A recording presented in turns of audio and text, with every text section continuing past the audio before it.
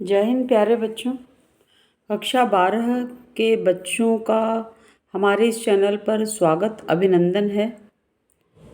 मैं कक्षा 12 की पुस्तक आरोह भाग 2 के गोस्वामी तुलसीदास जी द्वारा लिखित कवितावली के 2 छंदों के साथ मैं उपस्थित हूँ, जो कि कवित्त छंद में लिखा गया है। इसके पूर्व व्याख्या करने के पूर्व मैं श्री राम के लिए गोस्वामी तुलसीदास जी ने जो अन्यान्य पंक्तियाँ लिखी हैं, उनमें कुछ पंक्तियों का मैं पाठ करती हूँ।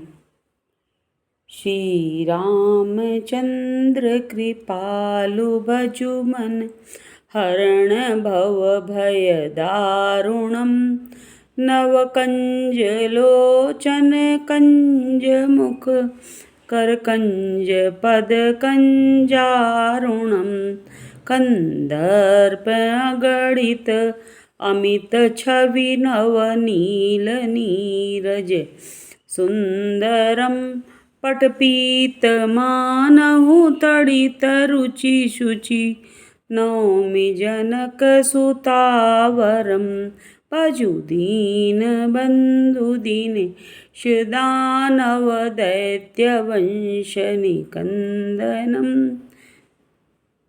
इसी के साथ श्री रामचंद्र जी को प्रणाम करते हुए और गोस्वामी तुलसीदास जी को शत शत नमन करते हुए मैं आपके सम्मुख उन कवितावली के पहले छंद को प्रस्तुत करना चाहूँगी, जो कि कुछ इस प्रकार है। जैसा कि आप सभी जानते हैं, गोस्वामी तुलसीदास जी ने अपने जीवन काल में बहुत संघर्ष किया था और जन्म के उपरांत ही इनके सिर पर से माता पिता का जो छाया था, उनकी जो छत्र छाया थी, वो उठ गई थी। तो गुरु द्वारा दिए गए दीक्षा के आधार पर इन्होंने अपने परम आराध्य देव मर्यादा पुरुषोत्तम श्री राम की जो ऐसी अनूठी भक्ति की है कि पूरे विश्व में वो प्रचलित है। और गोस्वामी जी को तो पूरी दुनिया जानती है, याद करती है। इनके द्वारा लिखित रामचरितमानस, जो कि भगवान श्री राम के चरित्र का गुणगान किया गया है और उनके पूरे जीवन प्रसंगों को प्रस्तुत किया गया है, वह पूरे विश्व में यह जो श्री रामचरितमानस है, उसका लगभग 50-60 भाषाओं में इसका अनुवाद किया जा चुका है और उसमें शोध कार्य किए गए हैं और आज भी इन शोध कार्य बड़े प्रेम से लोग कर रहे हैं। तो ज़्यादा समय न लेते हुए कविता की पंक्तियों के आपके सामने प्रस्तुत करना चाहूँगी। किसी भी किसान कुल बनिक भिखारी बाट, चाकर चपल नट चोर चार चेट की। इस कवित्त छंद के 2 पंक्तियों को स्पष्ट करने के लिए आपको यह बताना लाजमी है कि गोस्वामी तुलसीदास जी भक्ति काल के हैं, 16वीं शताब्दी के हैं। उस काल में मुगलों का राज्य था और पूरी जनता, राजा और प्रजा, विशेषकर प्रजा अपने रोजगार के लिए त्राहि त्राहि कर रही थी, क्योंकि राजाओं के संरक्षण में प्रजा की आत्मा तृप्त नहीं थी। तो रोजगार की बड़ी ही कमी थी।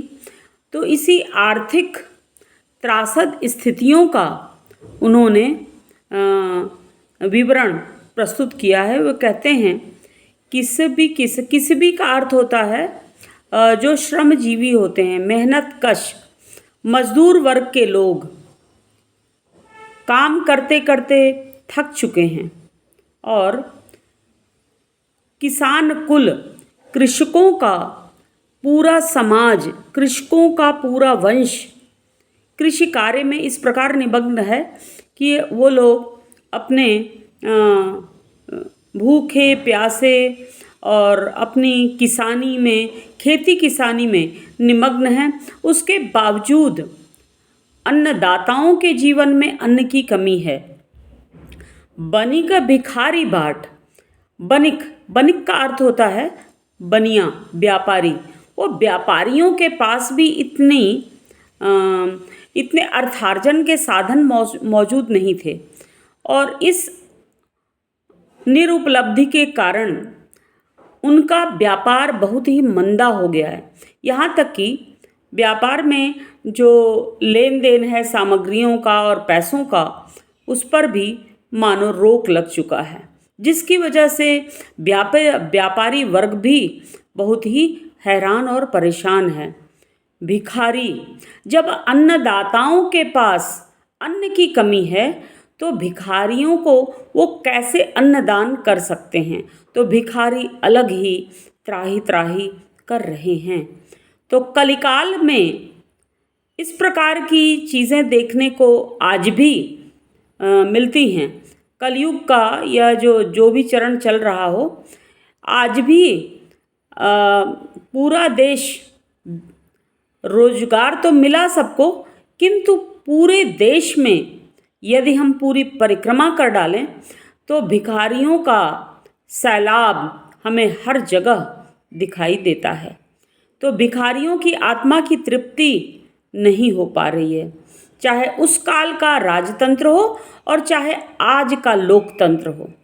भाट, भाट उन्हें कहते हैं जो कि दरबारी कवि हुआ करते हैं, और वो अपने राजाओं को प्रसन्न चित्त करने के लिए वो क्या करते हैं? प्रशंसा स्तुति का गान किया करते हैं। तो ये भाट, प्रशंसा स्तुति का गान करने वाले, वे भी तृप्त नहीं हैं। उन्हें भी उचित प्रकार से उनको वेतन या उनका भरण पोषण के लिए रोटी कपड़ा मकान की बहुत कमी है। आगे वो कहते हैं चाकर। चाकर माने जो भृत्य अर्थात नौकर। नौकर लोग भी अभावग्रस्त जिंदगी व्यतीत कर रहे हैं।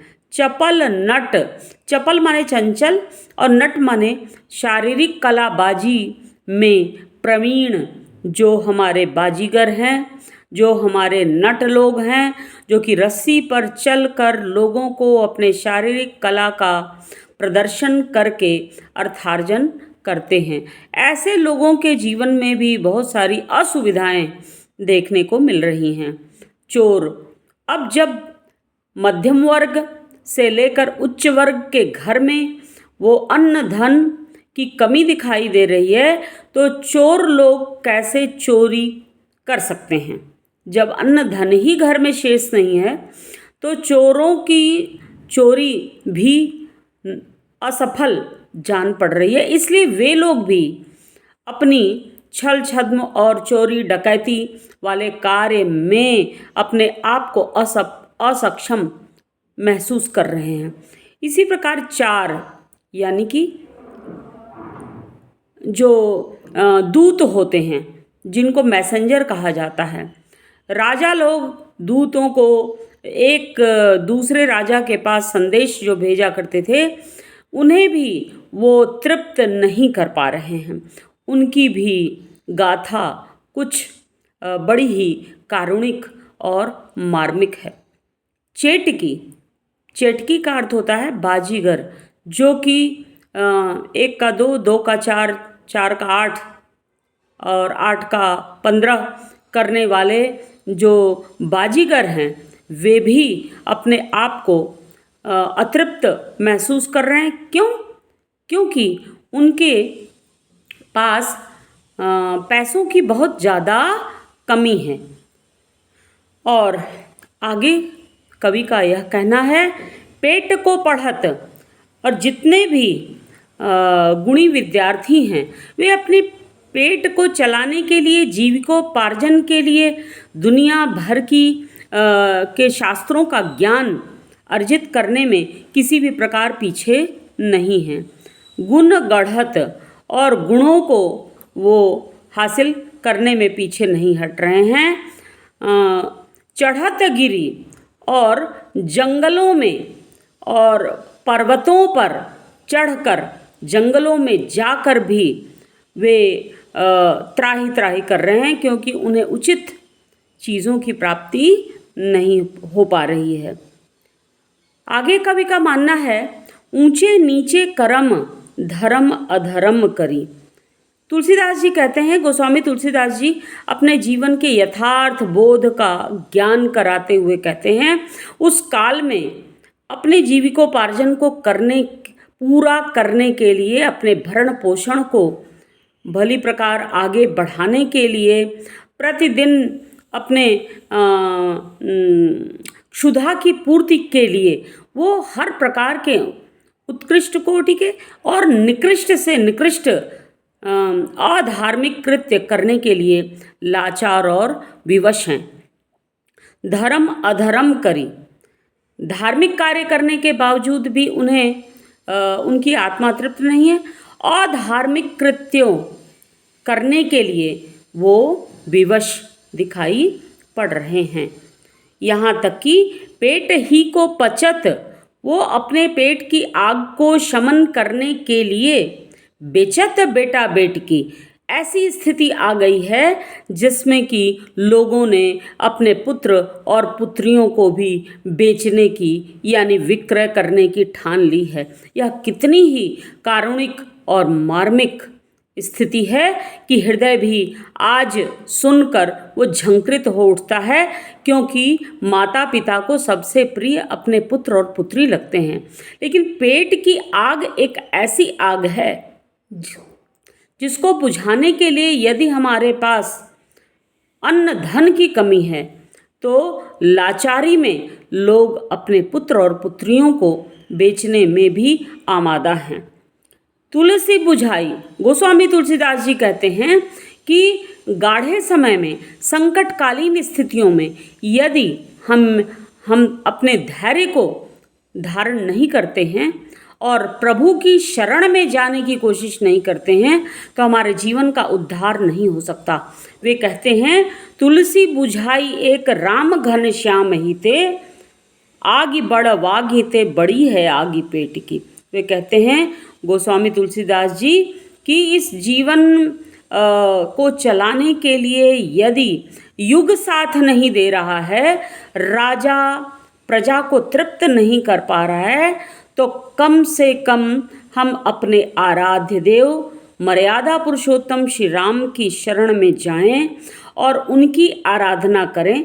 तो राम रूपी घनश्याम, राम रूपी बादल से जो वर्षा होगी यानी कृपा की जो वर्षा होगी, उस कृपा वर्षा से हमारा जीवन तृप्त हो सकता है। वे अंत में कहना चाहते हैं, ऐसा प्रतीत होता है कि पेट की जो अग्नि है, जो ऐसा अंधा कुआं है कि रोज हम इसको भरते हैं लेकिन वह पूरा नहीं हो पाता। अपने समय पर क्षुधा की अग्नि हमें परेशान करने लगती है।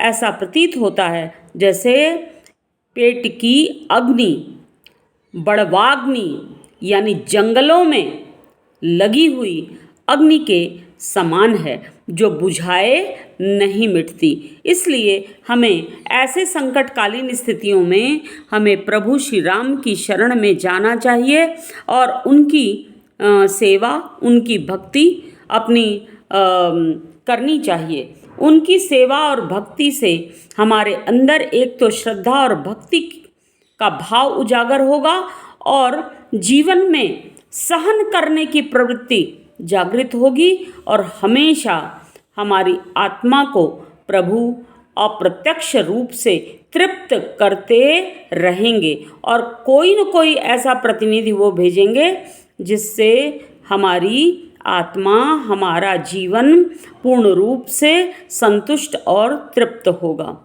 तो इसी के साथ ही इस कवित्व की व्याख्या समाप्त हुई। लेकिन इस कवित्व में जो काव्यगत सौंदर्य है कुछ इस प्रकार है। एक तो यह इस कविता में जो जिस छंद का प्रयोग किया गया है उसे हम कवित्व छंद कहते हैं। दूसरा, इसमें क वर्ण की ब वर्ण की, भ वर्ण की, प वर्ण की आवृत्ति बार बार होने के कारण इसमें अनुप्रास अलंकार की छटा है एवं आगि बड़वागिते में व्यतिरेक अलंकार की छटा विराजमान दिखाई दे रही है। इसी के साथ ही आपसे मैं विदा लेती हूँ। इसके अगले वीडियो को भी आप भली प्रकार देखिएगा और समझिएगा। धन्यवाद।